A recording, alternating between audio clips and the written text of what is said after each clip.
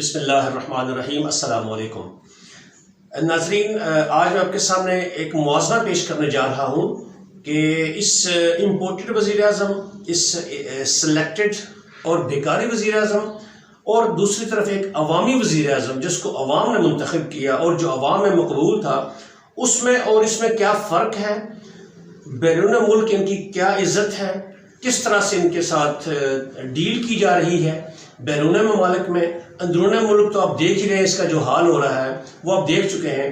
لیکن میں آپ کو چند باتیں اور بڑی اہم باتیں بتاؤں گا، جو ایسی باتیں جو یہ لوگ آپ سے چھپا رہے ہیں اور ہمارا میڈیا بھی چھپا رہا ہے، سوائے ایک چینل کے شاید وہ بھی سوشل میڈیا پہ کسی نے بات کی ہے، باقی مین سٹریم میڈیا جو ہے وہ ساری ان باتوں کو چھپا رہا ہے اور بڑا ہائی لائٹ کیا جا رہا ہے ان غلط باتوں کو۔ میں آپ کے سامنے حقائق رکھنے کی کوشش کروں گا جو کہ آپ تصدیق بھی کر سکتے ہیں، میں آپ کو ثبوت بھی اس کے دوں گا کہ کیسے کیسے اس ملک میں جھوٹ پھیلایا جا رہا ہے، اس امپورٹڈ وزیر اعظم کو بڑھا چڑھا کر کیسے پیش کیا جا رہا ہے۔ تو ناظرین آئیے دیکھتے ہیں کہ یہ شہباز شریف جو ہے، جو مجرم ہے، ایک ضمانت پر رہا ہے، یہ جب گیا سعودی عربیہ میں اور متحدہ عرب امارات دبئی میں گیا تو کیا حال ہوا اس کے ساتھ، اور وہاں سے کیا لے کر آیا ہے، یہ گیا کس مقصد کے لیے تھا اور کیا لے کر آیا وہاں سے، یہ ساری بات آپ کے سامنے بیان کروں گا۔ اور اس کے مقابلے میں جب عمران خان وہاں گیا تھا تو اس کے ساتھ کیا ہوا تھا، یہ بھی باتیں آپ کو بتاؤں گا۔ دونوں کا کمپیریزن کریں گے، موازنہ کریں گے، پھر آپ کو پتہ چل جائے گا، صورتحال ساری سامنے آ جائے گی۔ ناظرین، جب پہلی بات تو یہ ہے، یہ عمرے کے لیے جب جا رہا تھا 80-85 افراد کی لسٹ تھی، جو جب ان کو سوشل میڈیا میں جوتے پڑے تو انہوں نے کم کر کے اس کو 13 پہ لے آئے، 13-14 بندے کے لیے۔ جب وہاں پہنچتے ہیں تو آپ دیکھیں جو ان کا استقبال ہوا وہاں پہ ایئرپورٹ پہ، کون لینے آیا ان کو؟ وہاں کا گورنر، جہاں پہ لینڈ کیا انہوں نے، وہاں کا گورنر آیا، چند بندے اس کے ساتھ تھے، کوئی ریڈ کارپٹ نہیں تھا، کوئی پروٹوکول نہیں تھا، کوئی بڑی شخصیت نہیں تھی جیسے محمد بن سلمان ہو یا وہاں کا جو بادشاہ ہے سلمان بن کیا نام ہے ان کا جی، جو بھی ہے ان کو، سلمان جو ان کا والد ہے اور محمد بن سلمان جو بیٹا جو ولی عہد ہے اس وقت، ان دونوں میں سے کوئی بھی نہیں آیا اس کو لینے کے لیے۔ اچھا، دوسری بات، جب یہ وہاں پہ جس معاہدے کے لیے گئے تھے کہ جی ہم وہاں سے تقریباً 8 ارب ڈالر لے کر آئیں گے، ناظرین انہوں نے ان کو ایک پیسہ دینے سے انکار کر دیا۔ اس بات کا ثبوت میں آپ کو دوں گا، رویٹرز بڑا اہم ایک ادارہ ہے، انٹرنیشنل ادارہ ہے، اس نے یہ خبر شائع کی ہے کہ 3 ارب ڈالر جو سعودی عربیہ نے عمران خان کے دور حکومت میں پاکستان کے بینکوں میں رکھوائے تھے ہمارے ڈپازٹ بڑھانے کے لیے، ان کی مدت اب ختم ہو رہی تھی۔ یہ وہاں پہ گئے ہیں کچھ اور مانگنے کے لیے، تو سعودی حکومت نے ان سے کہا ہے کہ اور تو ایک فلس بھی نہیں ملے گا آپ کو۔ بہرحال جو 3 ارب ڈالرز آپ کو دیے تھے ہم نے آپ کے بینک میں رکھنے کے لیے، اس کو اب ہم نے آگے ایکسٹینڈ کرنا ہے یا نہیں کرنا، اس میں بات کریں گے ہم۔ تو یہ حقیقت ہے اصل میں۔ حالانکہ پاکستان میں جنگ اور جو دی نیوز ہے، یہ ایک اسپیشل گروپ ہے جو ان کو ہینڈل کرتا ہے، انہوں نے کہا جی 8 بلین ڈالر لے کر آئے، ان کا معاہدہ کر کے آئے ہیں یہ ان کے ساتھ۔ اور اسی خبر کو سورس بناتے ہوئے انڈیا کی NDTV نے بھی اس خبر کو ٹیلی کاسٹ کر دیا کہ جی 8 بلین ڈالر لے کے آئے ہیں۔ یہاں پر ناظرین بڑی اہم بات ہے، ہندوستان پاکستان کے حق میں کیسے باتیں کر رہا ہے، یہ سوچنے کی بات ہے کہ وہ اس امپورٹنٹ حکومت کی حمایت میں کھل کر سامنے آیا، کیونکہ یہی انڈیا تھا جس نے عمران خان کے اترنے پر سب سے زیادہ خوشی کا اظہار کیا تھا۔ اب وہی ان کی حمایت کر رہا ہے کیونکہ ان کا بندہ بیٹھ گیا یہاں پہ آ کے، اصل بات یہ ہے۔ اچھا، تو ناظرین اس نے یہ کہا، لیکن اس کی تردید کر دی رویٹرز جو انٹرنیشنل ادارہ، انٹرنیشنل جریدہ ہے، اس نے کہا کہ 3 بلین ڈالر جو تھے، جو سابقہ دیے ہوئے تھے انہوں نے، اس کی بات کرنی ہے انہوں نے کہ ابھی ہم آپ کو مزید یہ آپ کے بینکوں میں رکھیں گے یا نکالیں گے۔ پہلی بات تو یہ۔ اس کے بعد ناظرین جب یہ بندہ جاتا ہے سعودی عربیہ کا دورہ ختم کرنے کے بعد، ہاں ایک اور بات، وہاں پہ اس سے محمد بن سلمان نے ملاقات کی ہے، لیکن ان کا جو بادشاہ کنگ سلمان ہے اس نے اس سے ملنا گوارا نہیں کیا۔ حالانکہ جب اب یہاں پہ میں عمران خان کا کمپیریزن پیش کرتا ہوں، جب وہ سعودیہ میں جا رہے تھے تو وہ ان کا استقبال کیسے کیا گیا۔ جب عمران خان پہلی دفعہ گئے سعودی عربیہ میں حکمران بن کر پاکستان کے وزیر اعظم کے طور پہ، تو ناظرین ایئرپورٹ پر ان کو لینے کے لیے محمد بن سلمان خود آیا، ریڈ کارپٹ استقبال ہوا، گارڈ آف آنر وہاں پیش کیا گیا ان کو۔ لیکن اس امپورٹنٹ کے ساتھ کیا سلوک ہوا یہ میں نے آپ کو بتا دیا۔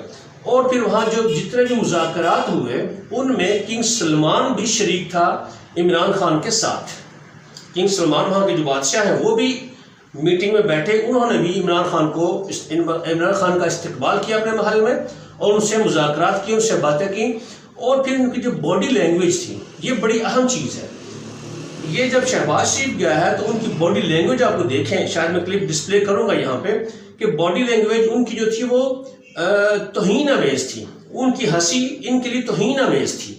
مطلب وہ ایسے جیسے کچھ جوکر آ گئے، جب بھکاری آ گیا لیکن اس نے اپنی حیثیت سے بڑھ کے ایک قدم کرنے کی کوشش کی، تو جیسے انہوں نے اس کے ساتھ سلوک کیا بڑی آپ غور سے دیکھ رہے ہیں ان کو کہ کیسے تمسخر اڑایا انہوں نے ان کا، اور ایک دھیلا دینے سے انکار کر دیا.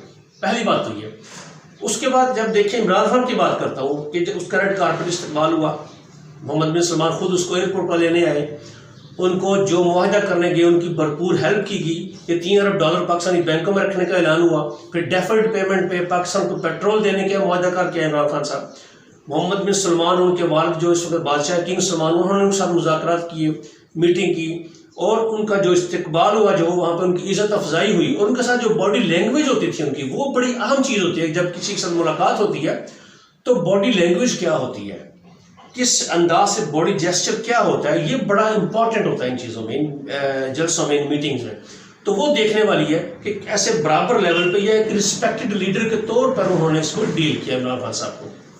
اس کے بعد دیکھیں جب یہ وہاں کا دورہ ختم کر کے دبئی میں گیا یہ شہباز شریف، یہ متحدہ عرب امارات میں، تو وہاں پر بھی اس کا استقبال کس نے کیا؟ وہاں کے وزیر انصاف نے.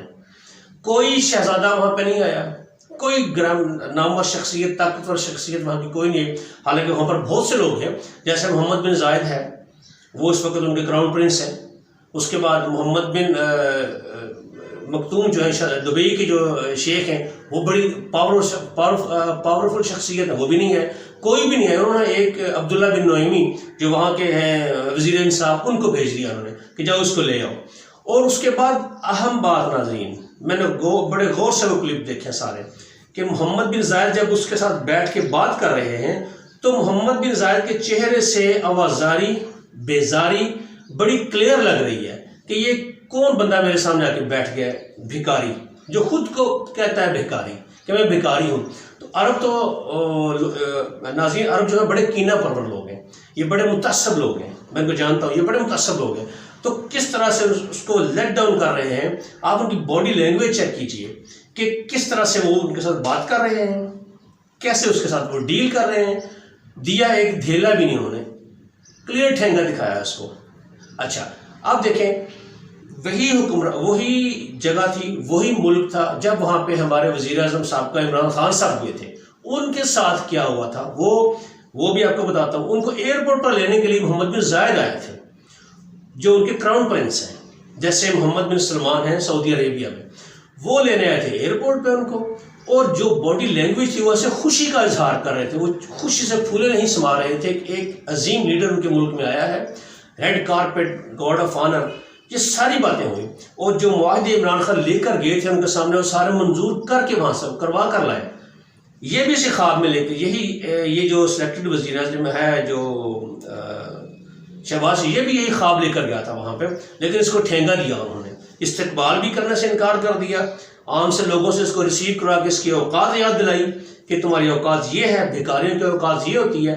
کیونکہ ناظرین آج کل تو سوشل میڈیا کا دور ہے، ہر ملک ہر چیز کو جانتا ہے، اور اسپیشلی جو بڑے لوگ ہوتے ہیں، حکومتی لوگ، یہ تو خاص نظر رکھتے ہیں ان چیزوں پہ کہ کس ملک میں کیا ہو رہا ہے. تو انہوں نے اس کو ٹھینگا دکھایا.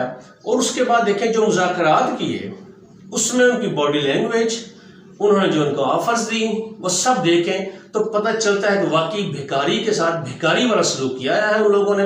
اور یہ باعث شرم بات ہے ان لوگوں کے لیے. اس کے بعد آگے چلتے ہیں. اب دیکھیں جب کوئی وزیر اعظم کسی ملک میں جاتا ہے تو کم از کم جتنی دیر وہ وہاں رہتا ہے اس وقت تک اس ملک کے جو اخبارات ہوتے ہیں یا اس ملک کا جو میڈیا، پرنٹ میڈیا، چینلز وغیرہ، سارے جتنے بھی سوشل میڈیا، سارا اس بندے کے حق میں لکھتا ہے، چاہے مجبوری سے ہی لکھے، تھوڑا گڈ ول جیسر شو کرنے کے لیے. لیکن یہ واحد بدنصیب آدمی ہے کہ جب یہ گیا ہے متحدہ عرب امارات یا دبئی میں، تو وہاں کا لیڈنگ نیوز پیپر ہے گلف نیوز، انگلش کی جریدہ ہے، حالانکہ اس کے جو مال اونر ہے وہ بھی انڈین ہے. تو لیکن انہوں نے اس جریدے میں اداریہ شائع کیا اور کھل کر بے عزتی کی شہباز شریف کی. انہوں نے کہا کہ اصل جو وزیر اعظم ہے، اصل عوام جس کو محبت کرتے ہیں یا عوام کے جذبات جس کے ساتھ اٹیچ ہیں، وہ عمران خان ہے. اس کی موجودگی میں وہاں پہ یہ اداریہ شائع ہوا، گلف نیوز میں آپ پڑھ سکتے ہیں. تو اس سے بڑی بے عزتی کیا ہوگی کہ انہوں نے اس کو جس طرح سے اس کی بے عزتی کی ہے، جس طرح سے اس کو لیٹ ڈاؤن کیا ہے. ناظرین، ہمارے ملک کا کیا وقار رہ گیا کہ ان کو پتہ ہے کہ ایسی شاندار قوم، ایسی بہادر اور غیرت مند قوم کا جو سربراہ کون سا ہے، کون سا ڈاکو جس پہ فرد جرم عائد ہونی تھی، اس کو وزیر اعظم کی کرسی پر بٹھا دیا گیا. یہ پتہ نہیں عوام نے کون سے گناہ کر دیے، ہم سے کون سے گناہ سرزد ہوئے ہیں کہ یہ ڈاکو ہم پر مسلط ہو گئے یا مسلط کر دیے گئے. تو ناظرین، یہ گلف نیوز نے پورا ٹیوٹوریل شائع کیا اس کے خلاف کہ اس کی تو کوئی اوقات ہی نہیں. ان کا لب الباب یہی تھا کہ اس کی کوئی اوقات نہیں ہے. اس لیے ان کے ساتھ معاہدہ کرنے سے بھی سب نے گریز کیا کہ یہ تو چند دنوں کے مہمان ہیں، ہو سکتا ہے واپس جائیں یا ایک ہفتے تک یا میکسیمم 1 مہینہ ان کی حکومت ہے، اس کے بعد یہ چلے جائیں گے. تو کوئی معاہدہ نہیں کیا. تو یہ گلف نیوز نے اس کی بے عزتی کی وہاں پر رہتے ہوئے. حالانکہ جب کوئی سربراہ مملکت آتا ہے تو میڈیا تھوڑا سا کنٹرول ہوتا ہے کہ چلو اس کی گڈ ول جسٹر کے جتنے دن یہاں پہ ہے اس وقت تک اس کو ویلکم سارا اچھا کہتے ہیں. لیکن یہ بدنصیب کو وہاں رہتے ہوئے بھی بے عزتی کروائی اس نے اپنی، اور اس کی وجہ سے ہمارے ملک کی بے عزتی ہوئی. اس سے آگے ناظرین دیکھیں، یہ جس جگہ پہ جاتا ہے یہ بندہ، جس میٹنگ میں جاتا ہے، جس جلسے میں جاتا ہے، اس کا چہرہ آپ دیکھیں. اصل میں اس کے اندر پتہ ہے اس کو کہ میں نے کتنا بڑا جرم کیا ہے اس ملک کے ساتھ. اور اب جو کیس ختم کر رہا ہوں، جو ای سی آر سے، جو ای سی ایل سے جو نام نکالے ان مجرموں کے، جن کے اوپر 1 ٹن ہیروئن کے کیسز ہیں، ان کو آزاد کر رہے ہیں. اپنے بندے جو ان کے خلاف انویسٹیگیشن کر رہے ہیں ان کو تبدیل کر رہے ہیں. اس کو پتہ ہے کہ میں کیا جرم کر رہا ہوں اور میں کیا جرم کرتا رہا ہوں سابقہ زندگی میں. اس لیے جب بھی آپ اس کا چہرہ دیکھیں گے، فوجیوں کے ساتھ میٹنگ میں دیکھ لیں، پبلک میٹنگ میں دیکھ لیں، اس کے بعد انٹرنیشنل لیول پہ جب وہ دورہ کرنے جاتا ہے وہاں پر دیکھ لیں، اس کا چہرے پہ 12 بجے ہوتے ہیں. کوئی خوشی نہیں ہے، کوئی سیٹسفیکشن نہیں ہے. یہ باتیں ناظرین اب اس کا اندر کو ظاہر کرتی ہیں کہ اس کے اندر کیا چل رہا ہے، کیا جنگ چل رہی ہے. اس کو وہ بھی تو جانتا ہے جیسے عوام اس کے خلاف ریئیکشن دے رہی ہے.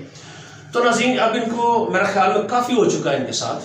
اب تو ان کو تھوڑے سے ہوش کے ناخن لینے چاہیے. ان کو لانے والوں کو اسپیشلی جنہوں نے ان کو ہم پر مسلط کیا ہے، ان کو ہوش کے ناخن لینے چاہیے کہ ان کا منتخب شدہ بندہ، ان کا، ہمارا نہیں، عوام کا نہیں، ان کا منتخب شدہ بندہ کیا کر رہا ہے. اور اب دیکھیں، اب جب یہ واپس آیا ہے تو اب دیکھیں ناظرین، وہ بھی تنگ آ رہا ہے. اب سننے میں آ رہا ہے کہ یہ خود اسمبلی توڑنے جا رہا ہے کیونکہ اس کو پتہ چل چکا کہ میری اوقات کیا ہے. جہاں بھی جاتا ہوں مجھے جوتے پڑتے ہیں آگے سے، میری کیا اوقات ہے. اس لیے ناظرین اس نے فیصلہ کیا، میرا خیال ہے چند دنوں میں یہ بات کھل کر سامنے آ جائے گی کہ وہ خود اب اس سے جان چھڑانا چاہ رہا ہے. تو ناظرین، اگلی ویڈیو میں آپ کو یہ باتیں، کچھ اور بڑی اہم باتیں شیئر کرنی ہے آپ سے، کیونکہ سیاسی صورتحال ہر لمحہ تبدیل ہو رہی ہے. خاص طور پر جب سے عمران خان نے لانگ مارچ کا اعلان کیا ہے، تب سے حکومت ہر لمحہ تبدیل ہو رہی ہے. ہر لمحہ ان کی اسٹریٹجی بدل رہی ہے. ہر لمحہ سیاسی صورتحال تباہی کی طرف جا رہی ہے. اگلی ویڈیو میں چند اہم باتیں شیئر کروں گا آپ کے ساتھ. تب تک کے لیے مجھے اجازت دیجیے.